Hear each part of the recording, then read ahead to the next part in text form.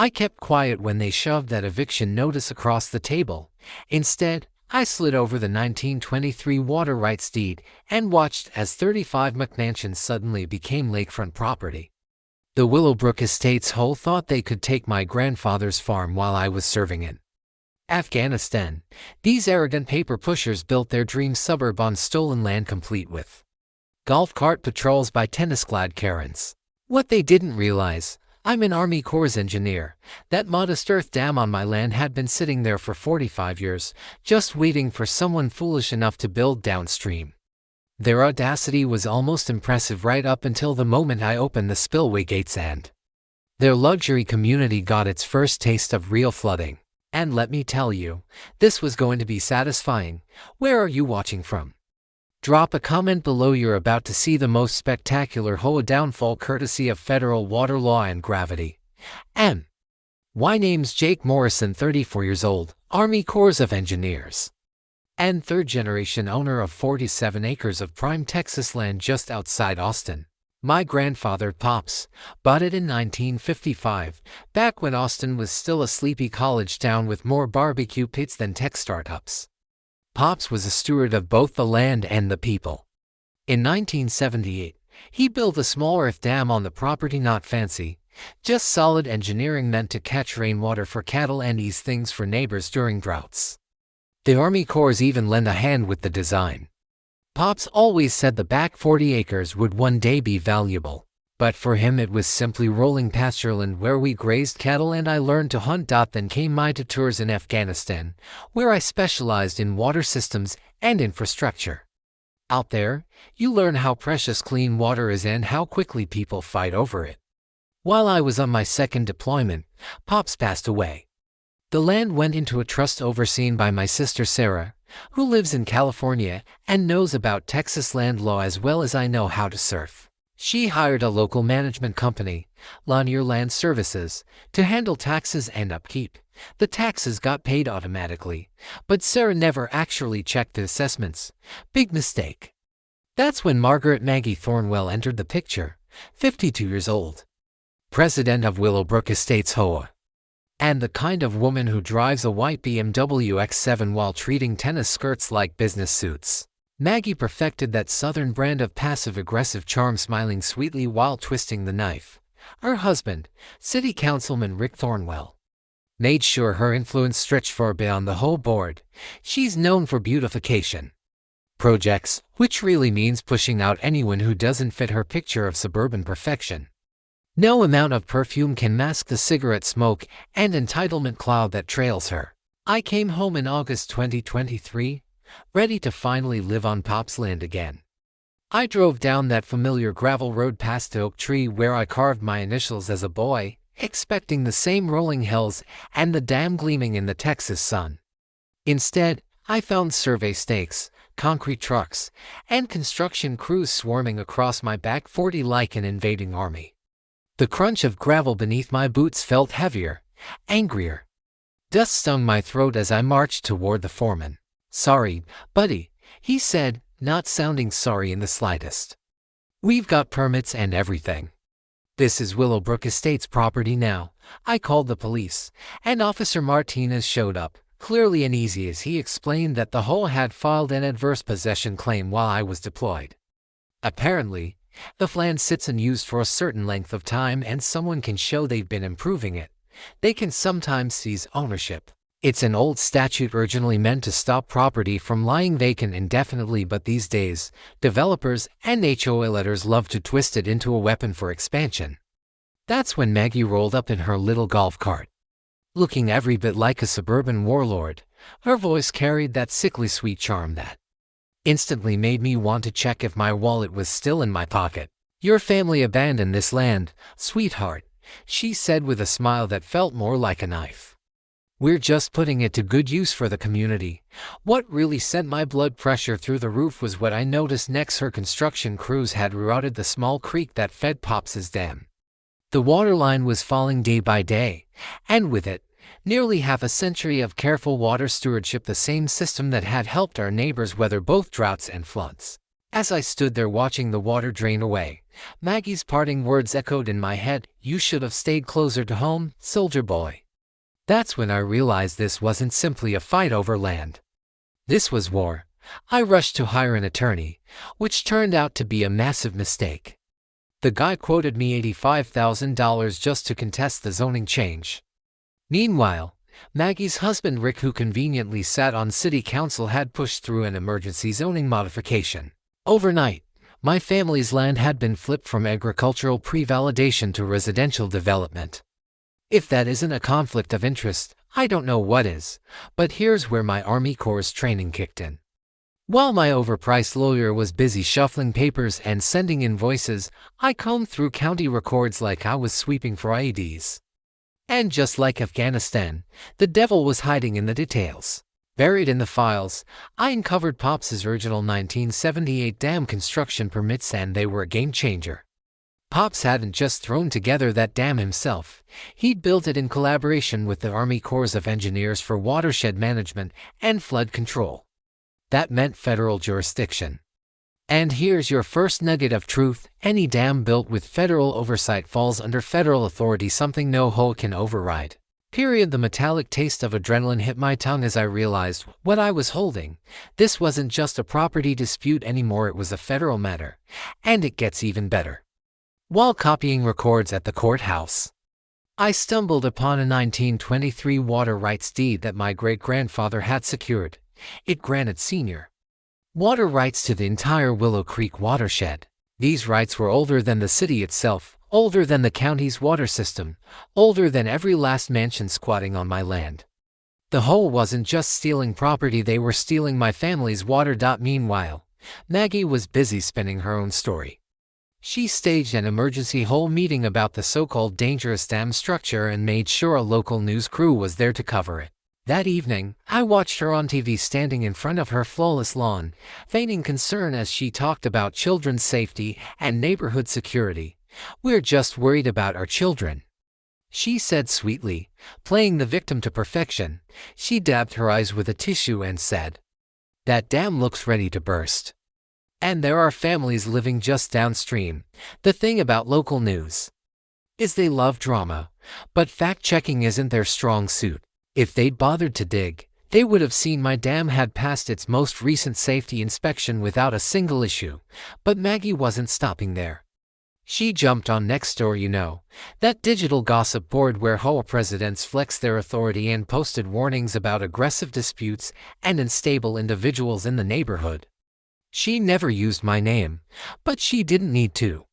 In a community that small, everyone knew exactly who she meant. The August air was thick with diesel fumes and cedar pollen as I stood on my porch every evening, watching her crews push through double shifts. They were racing to get those houses finished before I could secure an injunction. Each night I counted new foundations poured, and each night I watched Pop's dam drop another inch. That's when I called my old Army buddy, Tony Riggs, now working with the EPS Enforcement Division. 20 minutes on the phone with him taught me more about environmental law than hours with my overpriced lawyer. "Jake," Tony said, "if they're diverting a natural stream without federal permits, that's a Clean Water Act violation. And if your dam's under federal jurisdiction," he didn't need to finish. I knew. From that point on, I documented everything. Trail cameras at the property line, timestamp photos of water diversions, full measurements at 3 different spots along the creek. Meanwhile, my sister Sarah called from California, urging me to just take a payout and walk away. But by then it wasn't about money. It was about the crunch of construction boots grinding into land that wasn't theirs. It was about Maggie's heels echoing off courthouse marble during hearings that should never have happened. It was about the bitter taste of stale coffee during long hours at the records office, and covering how deep their corruption ran. Most of all, it was about the dam. Pops had built it to support the community through dry seasons. For 45 years it had sustained families downstream. Now Maggie's crews were trying to turn it into a decorative pond for their luxury homes. Here's the truth about Texas water rights.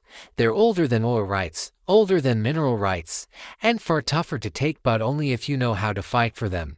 And standing there, watching another cement truck grind past my kitchen window, I realized this battle wasn't going to be won with lawyers and legal briefs.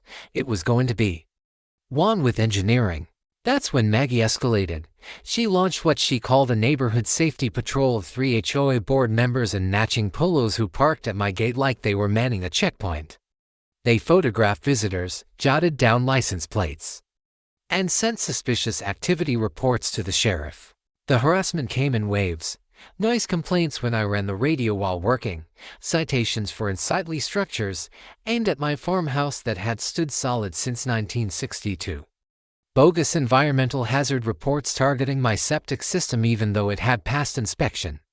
-1 months earlier. Then came the real gut punch. Rick, using his city council seat, ordered a wellness check through Veteran Services. Suddenly, I was painted as a troubled vet who couldn't adjust to civilian life. The social worker who showed up was kind but thorough, clipboard in hand, checking boxes while Maggie watched from her golf cart like she was overseeing a military inspection. That kicked off the bureaucratic siege. Building inspector, fire marshal, health department, animal control, they all descended the same day, like a regulatory SWAT team. Each one found minor violations, each one requiring costly fixes. The building inspector, one of Rick's drinking buddies, declared my front porch unsafe and in need of replacement. $8,000 in foundation repairs. I knew the tactic instantly. It was the classic squeeze play, the same method used in war zones: drown people in red tape and pressure until they surrender. But I wasn't about to fold. While they buried me in paperwork, I started making calls of my own. Tony Riggs at the PA was more than a little interested to learn that Maggie's HOA had never filed the mandatory wetlands assessment before rerouting Willow Creek. By law, any project that alters a natural waterway requires federal environmental clearance even on private property. And here's the kicker: violations start racking up fines at $50,000 per day. Each morning, the sharp smell of curing concrete in the Texas heat reminded me that I was running out of time. But my digging was finally turning up things Maggie never saw coming. For one, their entire subdivision sat on land the Army Corps had designated as a 100-year floodplain. At first, insurance companies refused to cover the properties until the HOA produced a so-called flood mitigation plan. Their solution: permanently redirect Willow Creek away from their homes and dump the flood risk onto my property instead. Here's your second knowledge nugget: when developers falsify flood risk data to secure insurance, that isn't just shady paperwork, it's federal mail fraud, and it comes with criminal penalties, not just civil fines. The deeper I went, the clearer the picture became. This wasn't Maggie's first scheme. Back in Houston, her previous HOA had been slapped with a $2.3 million fine from the PA for pulling the exact same stunt, diverting a creek to protect luxury builds. She skipped town just before federal prosecutors closed in and reinvented herself here in Austin, hunting for new marks. Meanwhile, Maggie was busy crafting her victim narrative. She spread whispers about my mental health and painted me as dangerous. She even hired a private investigator to dig into my military record and launched a petition calling on the city to condemn my land as a public safety hazard. "We have children living in these neighborhoods," she told the local paper. "We can't have unstable individuals threatening our community." But while she played innocent, I built alliances. Through online forums, I found other HOA victims and saw the same playbook repeated again and again. Maggie's group had swallowed 6 smaller properties over the last 3 years, always the same story: harassment, bureaucratic chokeholds, and zoning changes that just happened to enrich Rick's construction company. I teamed up with my neighbor, Mrs. Chen, whose family garden had dried up since the creek was diverted. I met Miguel Santos, whose farm had been rezoned out of existence by Rick Thornwell 2 years earlier. These weren't random cases, they were part of a coordinated land grab running for years. The rumble of heavy equipment shook the floorboards of my farmhouse daily, a constant reminder of the battle I was in. Every morning, I watched concrete trucks lumber past my kitchen window. Every evening, I documented the slow death of Pop's dam as the stolen water drained away. But I wasn't just reacting, I was preparing. I installed flow meters at both the dam's outlet and the diversion points, calculating the exact amount of water being siphoned, 1,200 gallons per day, worth roughly $47,000 a year in agricultural water rights. The gritty scrape of sand between my fingers as I tested the creek bed told the story clearer than any lawyer could. This wasn't just theft. It was environmental destruction on a massive scale. And then the certified letter hit my mailbox like a hammer. The city was preparing to seize my property under eminent domain, citing public safety. The hearing was set for just 2 weeks away. Maggie's quote in the paper left no doubt about her strategy. Sometimes you have to protect the community from itself. At night, I stood at my bedroom window, watching storm clouds stack up along the horizon. They weren't just bringing rain, they were bringing opportunity. Maggie had gone nuclear. Rick had hustled the eminent domain hearing onto the docket in record time, and suddenly the whole was dangling a $180,000 buyout for land officially assessed at $890,000. The threat was clear: accept their insult of an offer or lose everything. The local paper joined in, publishing a hit piece that branded me as a dangerous obstructionist. Troubled veteran blocks community progress blared the headline, accompanied by a photo that made my farmhouse look like a squat house and me like I hadn't slept in weeks. But Maggie's crown jewel was the staged photo op. She lined up 20 worried mothers with children right at my property line, hired a professional photographer, and made sure my farmhouse loomed in the background like some villain's lair. Our children deserve safe neighborhoods, not whatever issues he brought back from war. She was right about one thing: I did bring something back from war. I brought back the instincts to recognize propaganda campaigns and the engineering skill to fight back against them. That's when Tony Riggs called with a bombshell. The EPA had already launched a federal investigation into the Willow Creek diversions based on my complaint. And here's the kicker: Maggie's old home in Houston, the one slapped with that $2.3 million fine. Federal environmental crimes don't vanish just because you relocate. They follow the perpetrators. While Maggie was playing the saint on social media, I was uncovering the truth. Her entire financial empire was propped up by fraud. The HOA's construction loans were based on inflated property values, and the banks had demanded guaranteed water rights before signing off. If those rights reverted back to me, the rightful owner, the entire development would be sunk. Then, irony wasn't lost on me. They'd stolen my water to inflate their land's value. And now their greed was about to drown them. The cracks were showing. Maggie's panic drove her to offer me $400,000 in cash, no questions asked, with a 48-hour deadline. I refused, desperate. She flew all the way to California to corner my sister Sarah with some sob story about her and stable veteran brother. That move backfired spectacularly. Sarah may not know Texas land law, but she knows her brother. She called me laughing, "Jake, some woman in a tennis outfit just offered to help with my troubled veteran sibling." I told her if she contacts us again, I'll call the FBI. While Maggie was burning bridges, I was building alliances. I partnered with environmental lawyer Amanda Cross, a pro bono specialist in water rights. Together, we rallied downstream farmers who had been devastated by the creek diversion. Miguel Santos produced historical records proving his family had relied on that water for farming since 1887. Mrs.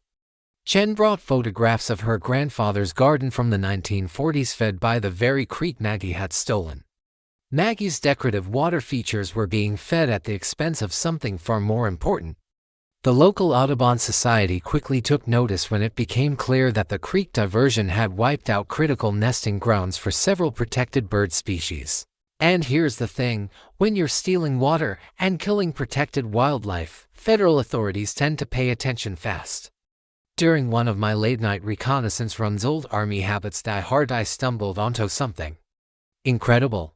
Pops's Dam wasn't just a simple dirt embankment. The 1978 design actually included an emergency spillway system with hydraulic gates, and touched since 1982. When I tested it at midnight, the hollow rush of water echoing through those hidden channels confirmed the system still worked. And it had been built for moments like this, controlled releases to restore natural flow downstream. I crunched the numbers. To return Willow Creek to its natural course, it would take 2.8 million gallons. The dam, thanks to recent rains, was holding 3.1 million.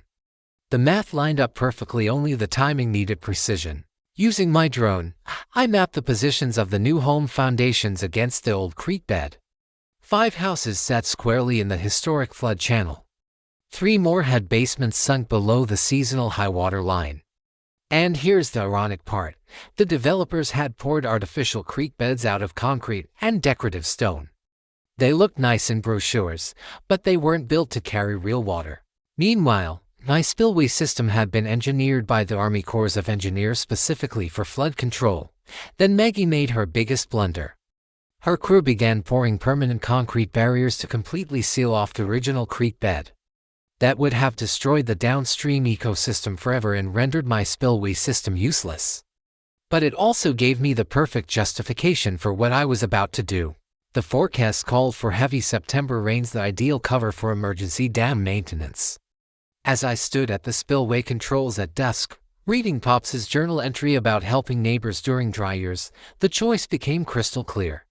It was time to open the gates. And then, while combing through dusty courthouse records for the 3rd time that week, I uncovered a document that shifted the ground entirely.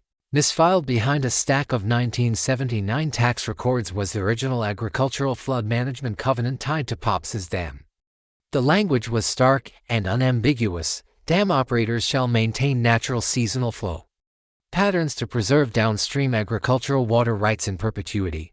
This wasn't just permission, it was a binding legal duty, a covenant that overrode every HOA bylaw and every city ordinance. At the same time, Amanda Cross's investigation exposed something even more damning. The HOA's insurance paperwork was riddled with blatant lies.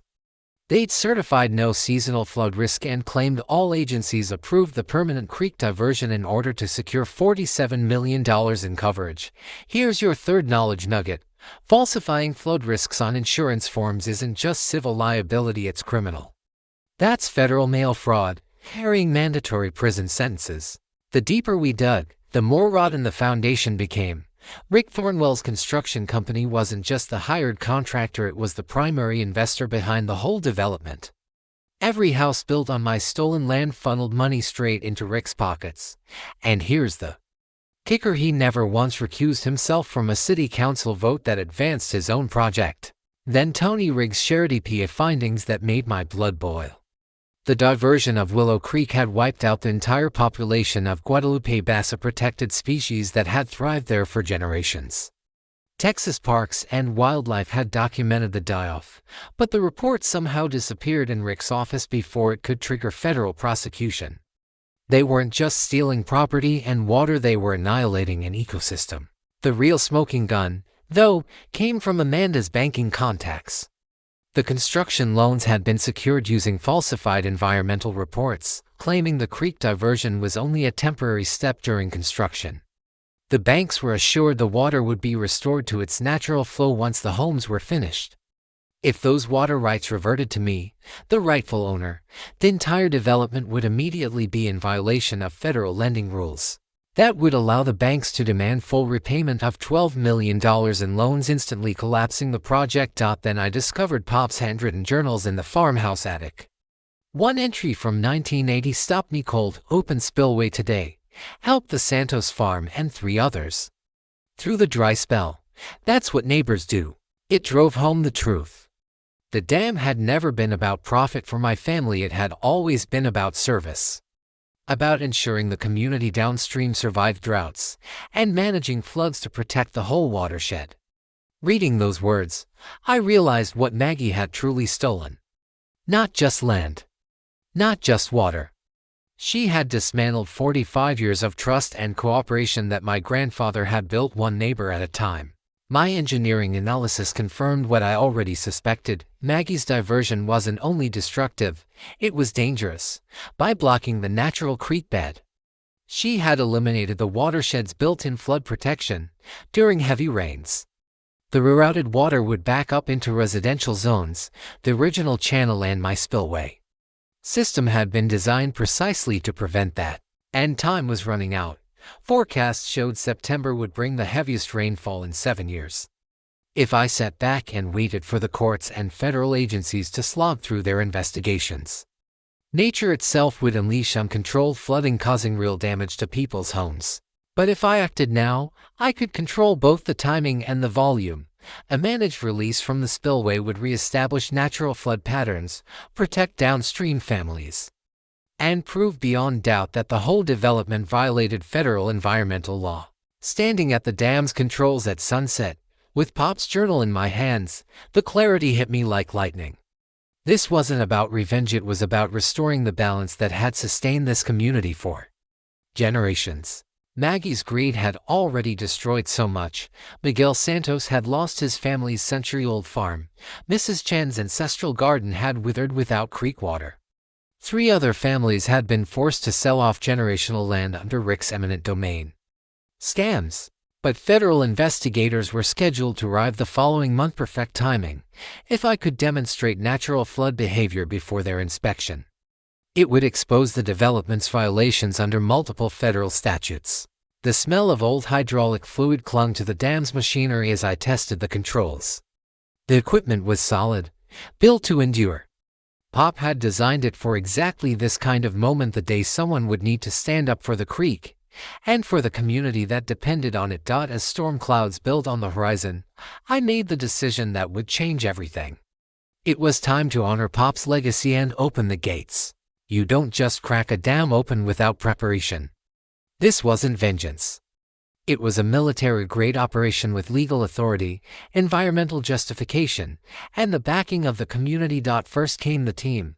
Amanda Cross spearheaded the legal front, filing new federal complaints to ensure maximum visibility when the spillway opened. Tony Riggs provided federal backing, promising that EPA investigators would be on site to witness what he called a natural flooding demonstration. Miguel Santos compiled for decades of evidence showing how the diversion had crippled downstream farms, providing historical testimony to prove that Maggie's scheme was destroying generational agriculture. Mrs. Chen offered her land as a staging ground, lending weight as the most respected elder in the community. Amanda's strategy was razor-sharp. She filed an emergency motion for agricultural water rights restoration, arguing that the dam's covenant didn't just allow controlled flooding, it required it. We weren't breaking the law.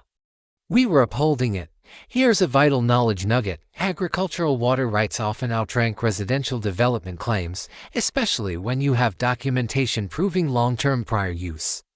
The trick is having rock-solid paperwork that predates the development itself. My role was technical, pure Army Corps engineering. I drafted meticulous spillway operation protocols, complete with precise calculations. Start release at 6:00 a.m. Ramp up gradually over 4 hours. Reach peak flow at 10:00 a.m. The water volume was set to reestablish natural flood patterns, without damaging legitimate structures, only Maggie's unlawful barriers. Safety was non-negotiable. I posted warning signs a full day in advance, notified the volunteer fire department personally, and confirmed the demonstration wouldn't jeopardize any homes. This wasn't chaos, it was controlled hydrology. Meanwhile, Amanda lined up environmental reporters from the Austin American-Statesman and local TV crews. Miguel rallied neighbors to witness the water's return to farmland. The plan was clear: seize the narrative before Maggie twisted it into unstable veteran terrorizes neighborhood. Our intelligence web was straight out of a spy thriller. Mrs. Chen tapped into the whole rumor mill. Never underestimate retired ladies with time on their hands. A local diner waitress, Miguel's cousin, relayed whispers from closed-door council meetings. My old army buddy at Fort Hood provided drone surveillance for irrefutable video evidence, while I refurbished the dam's hydraulic systems. Amanda launched financial strikes, sending fraud evidence to insurance providers, alerting banking regulators about shady loan documents, and drafting whistleblower complaints on Rick's conflicts of interest. The beauty was in the timing. The Weather Service forecasted the heaviest rains in 72 hours. Amanda scheduled a federal environmental inspection for that same week. Miguel arranged for the county's agricultural extension agent to document the downstream benefits. It was a perfect convergence: natural rainfall, federal oversight, and grassroots support. But I also knew Maggie's playbook. She always escalated under pressure. I braced for the usual counterattacks: emergency home meetings, smear campaigns in the press, Maybe even a restraining order through her pet judge. Amanda prepared preemptive filings to neutralize each move before it landed. And above all, we focused on preserving evidence. Every step had to be documented, airtight, and unimpeachable. I pulled together an exhaustive body of evidence, hundreds of photos of the current diversion, video statements from farmers and neighbors, plus archival photographs showing the creek's original course and its natural flood cycles. Amanda locked it all down in federal filings so the documentation couldn't be tampered with. Safety was non-negotiable. We coordinated with the volunteer fire department, notified every downstream resident, and posted bilingual notices in English and Spanish. I even drafted an evacuation plan, one we'd never need, but it demonstrated that we were approaching this with professionalism, not recklessness. Amanda waged the financial war. She alerted state banking regulators to shady loan practices, handed the Texas Attorney General our insurance fraud evidence, and prepared a civil RICO action alleging systematic racketeering. Here's another knowledge nugget: when multiple regulatory bodies launch investigations at once, it's nearly impossible for defendants to fight them all. Coordinated pressure forces settlements faster than isolated lawsuits. The sharp tang of WD-40 and machine oil lingered in the evening air as I serviced the dam equipment, testing the spillway gates with low flow.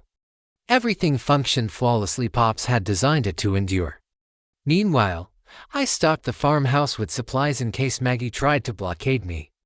Amanda filed protective court orders preventing anyone from interfering with lawful dam operations. For coordination, we set up secure communications with military-grade encrypted radios. By the time I ran my final equipment check, storm clouds were thick on the horizon. The timing aligned perfectly: rain in 48 hours, federal inspectors in 36. And Maggie's morning show appearance in 24, likely another character assassination attempt. At dawn, justice would arrive, and 45 years of stolen water would return to its rightful path. That's when Maggie escalated to new levels of desperation.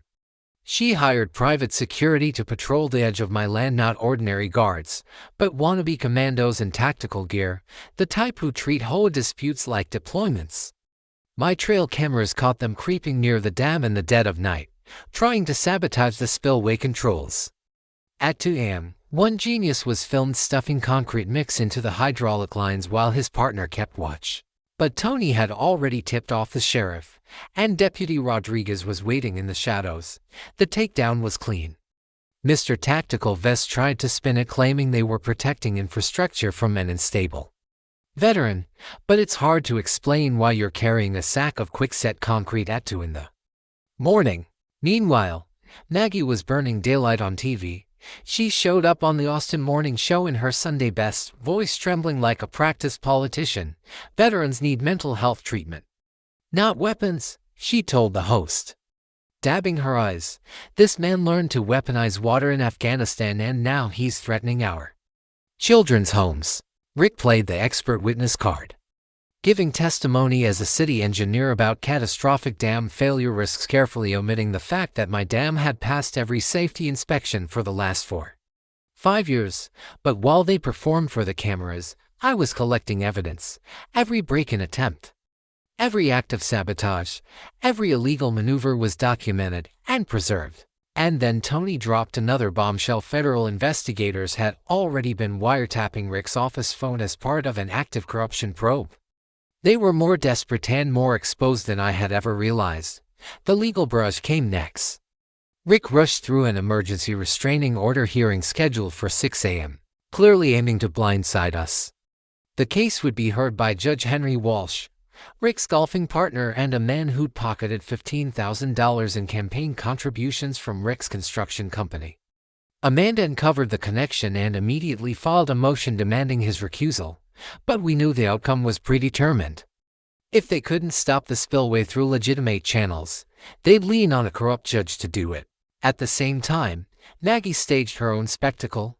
She organized a so-called neighborhood safety patrol to encircle my property. 20 HOA residents turned up with lawn chairs, coolers, and "Protect Our Kids" signs, ready to livestream the spillway release as if it were an act of eco-terrorism. Our optics were airtight, suburban families and children against the unstable veteran with a dam. But Miguel Santos had been working behind the scenes too. He rallied 30 farmers and their families to back what we called agricultural water restoration. Mrs. Chen coordinated a counter-demonstration, armed with historical photos of the creek in its original state. Amanda secured representatives from the Audubon Society and the Sierra Club. Two clashing narratives were about to unfold: veteran attacks families versus community defends water rights. Meanwhile, the sabotage escalated. Security footage revealed someone had poured bags of concrete mixed directly into the spillway channel overnight, deliberately creating a blockage that could have caused catastrophic flooding if I opened the gates. This wasn't harassment anymore. It was an attempted murder masked as vandalism. I spent the night with a portable jackhammer, breaking apart the obstruction, recording every chunk of evidence as proof. The metallic tang of exhaustion and rage filled my mouth as I realized just how far they were willing to go. Rick pushed harder, abusing his city council emergency powers to label my property an imminent public hazard, authorizing the fire department to seize control of the dam. Fire Chief Martinez, one of the few officials in town I still trusted, pulled me aside. "Jake, you've got maybe 6 hours before they force me to act. Make them count." Then the breakthrough hit. Amanda's fraud filings had triggered a state probe, and the Texas Insurance Commission froze all HOA development policies, without coverage. Rick's construction company was facing an immediate shutdown, finally real financial pressure. Where it hurts. Tony moved just as quickly. In light of the sabotage, he convinced the EPA to bump their inspection up by 24 hours. Federal agents were now inbound, set to arrive at 8 a.m. If the spillway was released during their visit, it would serve as undeniable federal evidence of lawful water management. But Maggie's last move was her cruelest yet. She contacted Veterans Mental Health Services, claiming I had made suicidal threats and needed to be taken in under an involuntary psychiatric hold. At 5:30 a.m., just as I was preparing the final steps of the spillway operation, a social worker arrived at my farmhouse. I had to prove my stability mentally and emotionally while simultaneously readying myself to flood a subdivision. Not exactly your standard Tuesday morning conversation. Then Sarah called from California, her voice cracking through the line. "I can't lose my brother too, please, Jake. This isn't what Pops would want." For a moment, everything froze. I nearly broke until I found Pop's last journal entry. The one about standing firm against bullies. My resolve hard and like poured concrete. "Sometimes you have to flood the valley to save the creek."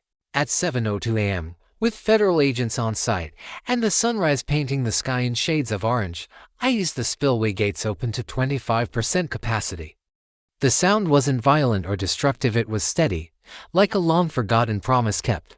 For the first time in 18 months, Willow Creek flowed in its rightful bed, exactly where nature had carved it. Miguel Santos dropped to his knees at the water's edge, cupping the clear stream in his roughened hands. Tears rolled down his face. "This is the same water that fed my grandfather's farm for 60 years, he whispered. Maggie's reaction came instantly, and predictably. She shrieked at the federal agents, demanding they arrest the terrorist. Her polished morning show facade shattered like cheap glass. EP agent Sarah Kim didn't even flinch. "Damn. This gentleman is legally operating his agricultural flood control system." But Maggie was live streaming on Facebook, her voice rising into hysteria. "He's flooding our children's homes. This is what happens when unstable veterans are given weapons." Except there was no flooding at all, only water flowing exactly where it belonged. Through the creek her development had illegally dammed. Above us, news helicopters hovered, broadcasting the spillway release live. The Austin American-Statesman reporter was busy interviewing farmers downstream, who were celebrating their restored water supply.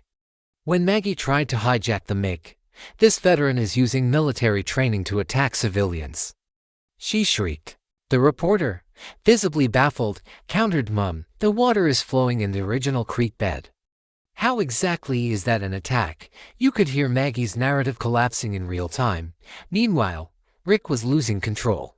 He barked into his phone at Judge Walsh, ranting about property values and campaign donations. That psycho is wiping out millions in property value, he yelled, apparently forgetting Amanda was recording the entire call from the courthouse steps. Here's a legal nugget for you. Texas is a one-party consent state. Only one person has to approve a recording, and that person can be you. The engineering validation was flawless. Agent Kim measured the flow and confirmed it perfectly aligned with historical seasonal patterns. Tony Riggs captured everything on record. This is precisely how the creek ran before the 2022 diversion, he noted. Federal agencies prioritize natural water flow over developer convenience, and in that moment, we were proving that principle live downstream. Mrs. Chen's garden irrigation filled for the first time in over a year. 3 local farms reported water back in their stock ponds. The diner owners showed up with coffee and homemade colics for everyone. My daddy farmed here. This is how it's supposed to be, he said. Even some of Maggie's supporters began slipping away, realizing no homes were actually underwater. Turns out, righteous outrage is hard to sustain when the disaster you're protesting is just a creek flowing where it naturally belongs. The financial collapse accelerated once state investigators issued a cease and desist order against the construction company. All work on the HOA development was frozen pending the fraud probe. Then came the kicker. Maggie discovered her own homeowner's insurance could be voided because of the false water access claims. Her financial empire was crumbling faster than a dam made of paper. But Maggie wasn't finished lashing out. She called Rick in a frenzy. Get your trucks down here and block that spillway. Rick, apparently having learned nothing from his security team's arrests, dispatched 3 cement trucks to accidentally dump their loads across the creek bed. Federal agents were waiting. The drivers were arrested on the spot for obstructing a federal environmental investigation, a felony, not a civil violation. Meanwhile, the engineering results were everything I'd predicted. Water flow stabilized perfectly, meeting both agricultural and ecological needs. No homes flooded. The creek stayed neatly within its natural banks, exactly as 45 years of seasonal data said it would. My Army Corps training had been delivered. The political backlash was immediate. City Councilman Martinez appeared before the cameras and demanded Rick's resignation on the spot. This corruption has turned our city into a national embarrassment, he declared. You're finished. Federal investigators broadened their scope, preparing potential RICO charges for systematic land fraud. Later, Tony told me that was the smoking gun we needed for criminal prosecution. But the sweetest moment came when Maggie realized her $2.3 million investment had just been rendered worthless without the stolen water. She screamed across the creek, "You've destroyed everything." 35 families, I answered calmly, loud enough for every microphone to capture. No, ma'am, I restored everything. Your families can purchase water rights legally just like everyone else. Maggie stormed away, vowing federal lawsuits that would never come. Meanwhile, Miguel's family arrived with tamales and cold beer, and Mrs. Chen brought out a traditional tea ceremony to bless the newly restored creek. That's when I realized this had never been about revenge. It was about rebuilding the kind of community Pop had fostered, one act of generosity, one drought, one neighbor at a time. The media narrative flipped overnight. Environmental groups hailed the spillway release as a textbook case of ecosystem restoration. The original headline, "Veteran Floods Neighborhood," was replaced with "Community Reclaims Stolen Water." Sometimes the truth really does flow like water, finding its way home. By 2 p.m., Judge Walsh's courtroom was jammed tighter than a can of sardines. Journalists, farmers, HOA members, and federal investigators filled every seat, with more crowded at the windows. The air buzzed with tension. This wasn't just a hearing, it was a community reckoning. Maggie arrived in full battle-dress black suit, pearls, a phalanx of high-powered Houston attorneys, and expert witnesses at her side. She'd traded her tennis whites for the costume of a polished community guardian. Fighting for innocent families, I walked in with Amanda. No theatrics, just a button-down shirt and Pop's old cowboy hat. Sometimes the best armor is being comfortable in your own skin. The gallery looked like a divided wedding. On the left, HOA loyalists clutched "Protect Our Kids" signs. On the right, farmers and neighbors sat with weathered hands and defiant eyes. Maggie's lead attorney opened with a show of drama, projecting photos of muddy construction sites and alleging $2.7 million in damages from my reckless flooding. Then, as the climax of their opening salvo, they rolled in a psychiatrist. The psychiatrist they brought in had never even met me, but that didn't stop him from diagnosing me with combat revenge fantasies based entirely on newspaper articles. Your Honor, Maggie's attorney declared, pointing toward me like I was some war criminal. This unstable veteran is using military engineering expertise to terrorize innocent families.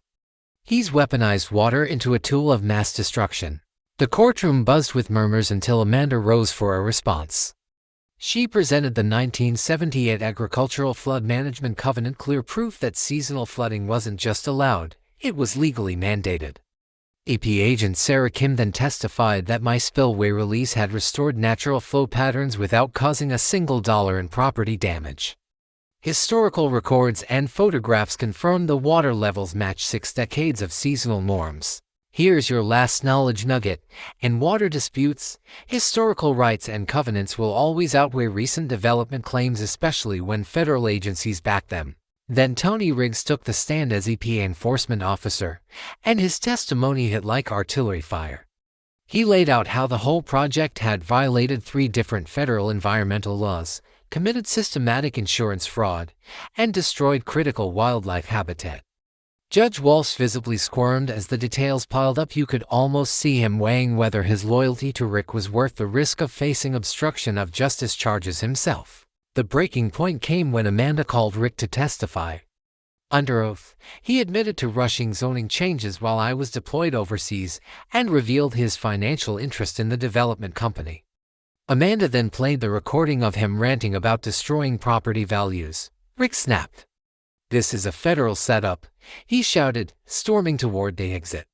We did nothing wrong, but his own words, captured on tape, made the conspiracy undeniable. Then came the community's voice as the most powerful testimony of all. Miguel Santos described 3 generations of farming cut down by the diversion. His voice cracking as he spoke of his grandfather's dreams vanishing with the stolen water. Mrs. Chen displayed before and after photographs of her family's garden, vibrant and thriving before, barren and dead after. Her quiet dignity carried more weight than any legal argument. Fire Chief Martinez testified that the spillway release had been conducted with professional precision and 0 safety violations. Farmers downstream confirmed that their stock ponds and irrigation systems had been replenished. For the first time in years, finally, Maggie took the stand for what turned into her last performance, with trembling hands. She pointed at me. "He came back from more broken, Your Honor. He's taking revenge on innocent families, waging psychological warfare on our children." She branded the spillway operation environmental terrorism, claiming it was designed to destroy property values and traumatize residents. When Amanda called me to testify, the room fell silent. I presented Pop's Journal's 40 years of records showing community water sharing. I explained my Corps of Engineers calculations and then spoke directly to Judge Walsh. "Your Honor, I didn't flood anyone. I restored a creek that had been stolen from my family and this community for 45 years. The turning point came when Amanda unveiled the final piece of evidence, documentation showing Maggie's Houston HOA had already paid $2.3 million in EPA fines for an identical creek diversion scheme. That was the hammer blow. The federal prosecutor stood and announced the launch of a criminal investigation into interstate water fraud conspiracy. The courtroom erupted as the full scope of corruption came into focus. Judge Walsh had no choice. He denied every restraining order, ruled that my spillway operation was both legal and beneficial, and ordered the HOA to cease interfering with federal investigations. His closing words were sharp and direct. "This court will not obstruct lawful federal environmental enforcement." As federal agents escorted Rick out of the building while banking investigators served new warrants, Maggie found herself swarmed by reporters. She refused to comment and bolted for her BMW, likely dialing movers before the car left the courthouse lot. I walked out to the sound of cheering farmers, the crowd roaring like floodwaters breaking through a dam. Environmentalists and townsfolk gathered together, watching justice return as naturally as water flowing back to its rightful course. At an impromptu press conference, Amanda announced the launch of a federal RICO investigation, while Miguel publicly thanked me on behalf of every family that had suffered. My own statement was short and steady. This was never about revenge, it was about honoring the land and the people who rely on it. 6 months later, justice had flowed just as surely as the creek itself. Rick Thornwell pled guilty to federal conspiracy charges and was sentenced to 3 years in prison. Maggie faced $8.7 million in civil penalties and filed for bankruptcy faster than a spillway release in spring floods. The construction company was hammered with $12 million in EPA fines and permanently barred from federal contracts. The HOA collapsed entirely, replaced by a new community association dedicated to environmental stewardship rather than petty suburban power games. My own property value rebounded to $1.2 million after being granted federal environmental designation, making the land worth more than any housing development could have. From the $340,000 insurance fraud settlement, I bought Miguel's farm back at a tax auction and handed it to him free of debt. Sometimes restoration builds more value than development ever can. But the real victory was the community transformation. The restored creek became a hub for eco-tourism, kayaking, birding, and fishing instead of McMansions. Mrs. Chen's once wilted garden flourished again, turned into a demonstration site for sustainable farming. 3 downstream farms recorded their best harvests in over a decade. The local diner evolved into the headquarters of the Willow Creek Restoration Association, where farmers and environmentalists now strategize against corporate water theft. The environmental success surpassed even our highest hopes. Guadalupe bass populations rebounded to pre-diversion numbers within 4 months. The Audubon Society documented a dozen bird species returning to the wetlands. Texas Parks and Wildlife declared Willow Creek a critical wildlife corridor, giving it permanent protection. My spillway operation was even written up as a case study in the Army Corps of Engineers training manual. Sometimes the best revenge is simply doing your work right. Personally, I found a piece I hadn't realized I was missing. I rebuilt Pop's farmhouse with sustainable methods, and Sarah moved back from California to help run our growing agribusiness. Amanda and I, well, let's just say that fighting environmental crime together forged a bond neither of us expected. The ripple effects spread across Texas like water carving new channels. Environmental groups used Willow Creek as a model to fight illegal diversions statewide. Federal agencies cited our case in updated water rights enforcement guidelines. My phone rarely stops ringing now. I've become an unofficial consultant for communities battling HOA overreach. And to honor Pop, we founded the Morrison Environmental Scholarship for rural students studying water management. Miguel's daughter, Maria, became the very first recipient. Today, she's pursuing environmental engineering at Austin. She's determined to safeguard watersheds across Texas from people like Maggie. Every year, the Creek Days Festival now celebrates both restoration and resilience, complete with local food, environmental workshops, and veteran support services. We even launched a water rights legal defense fund that's already helped half a dozen other communities push back against corporate theft. My favorite site. Kids splashing in the creek where McMansions were once slated to rise, playing in water that runs free because neighbors stood united. Every Sunday, I bring a mason jar of creek water to Pop's grave, just like he used to collect after big rains to check the flow. Thanks, Pops, I told him. The creek's singing again, just like you promised. The Legacy Project makes sure this victory endures. The Willow Creek Conservation Trust now holds development rights for the entire watershed, creating a permanent buffer that locks out commercial expansion. No one will ever steal this water again. And here's the twist: Maggie's old Houston HOA is now facing federal RICO charges built on our case. Families in 3 different states, 147 in total, have filed their own water rights restoration suits. What started as one veteran's stand grew into a nationwide movement for environmental justice. From my porch each evening, I watch the creek winding exactly where it belongs, and I'm reminded, some battles are worth everything you've got. Sometimes you flood the valley to save the creek. But you don't fight alone, you fight with your neighbors, your community. And everyone who believes clean water belongs to all, not just those with deep pockets and shady city council ties. So if you're up against HOA overreach, environmental destruction, or bureaucratic bullying, don't quit. Document everything. Find your allies. And remember, the law is strongest when you're defending the land for future generations. Drop a comment and share your own HOA nightmare. I read every single one and reply when I can. These fights are easier when we stand together. Hit subscribe if you want more stories of communities beating corruption and winning. And remember, your voice matters, your vote matters, and yes, your creek matters too.